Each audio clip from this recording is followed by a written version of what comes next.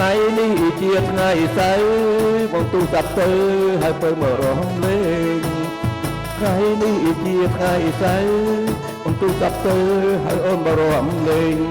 អូនជាអ្នករំបងជាអ្នកលេងភ្លេងអូនជាអ្នករំបងជាអ្នករំលេងអូនមករំលេងកំសាន្តជាមួយបងរំមុនរំលេងកំសាន្តជាមួយបងអូយបងលេងភ្លេងពេលរំលេងទាំងមុខញញឹមពេលបងលេងភ្លេងពេលរំលេងទាំងមុខញញឹមធ្វើឲ្យបងមានសង្ឃឹម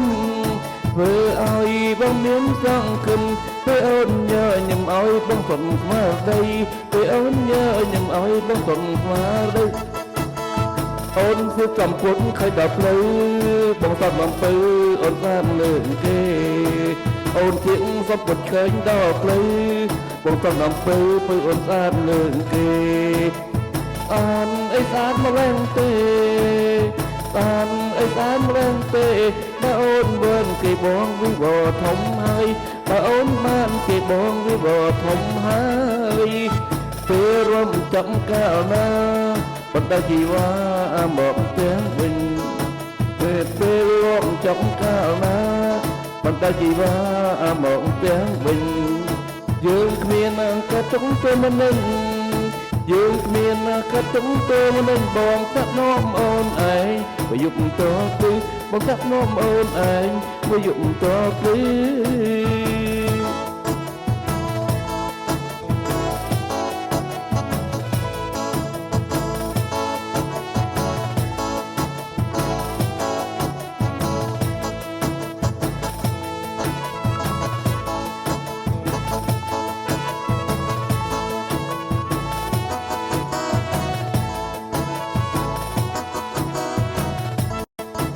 កូនព្រៀងរបួសខើញដល់ផ្លូវ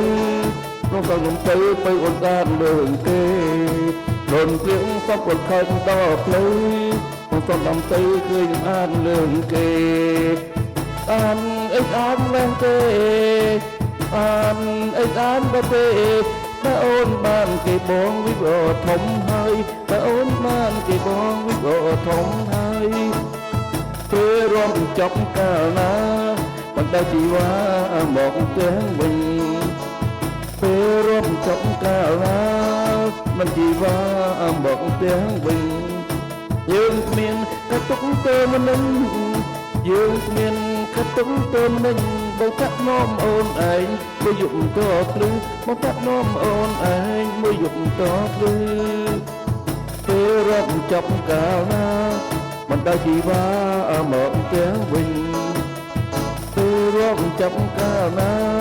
បណ្ដាជីវ៉ាមកទាំងវិញយើងមានកាត់ទុកទៅមិននឹងយើងមានកាត់ទុកទៅមិននឹងបងតាក់នោមអូនឯងមួយយប់តព្រឺបងតាក់នោមអូនឯងមួយយប់តព្រឺ